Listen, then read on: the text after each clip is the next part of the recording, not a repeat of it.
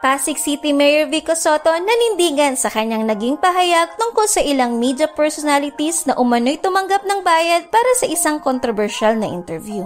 Sa kanyang social media post, hindi man siya nagbanggit ng pangalan, ay nagpakita siya ng screen grab mula sa panayam ni Julius Babaw at Corina Sanchez, kina Sara at Curly Discaya. Sa isang panayam noong August 25, nilinaw ni Mayor Vico na hindi siya gumagawa ng ingay para lamang magpasikat.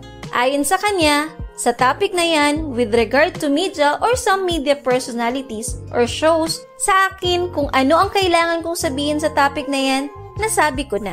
Hindi naman ako gumagawa ng issue para magpasikat eh. Dagdag pa ng alkalde, but I believe there are things that we need to talk about. Not only for media, but same for us in government. Ang point ko lang dito, kung gusto nating umayos ang Pilipinas kahit hindi siya komportable, kahit minsan parang awkward o nakakahiyang pag-usapan, kailangang aminin natin yung problema. Pag-usapan natin. At the very least, kailangan magsimula tayo sa ganun. Tapos, next na yung accountability. Binanggit din niya na ang layunin ay mailabas ang diskusyon, kahit hindi magkasundo ang lahat. Agree ka sa akin o hindi, at least mapag-usapan. That's a big win already. Ang dami ko nang nakausap both in politics, in media, and even other fields, nagigil din sila pero natatakot o nahihiya silang magsalita.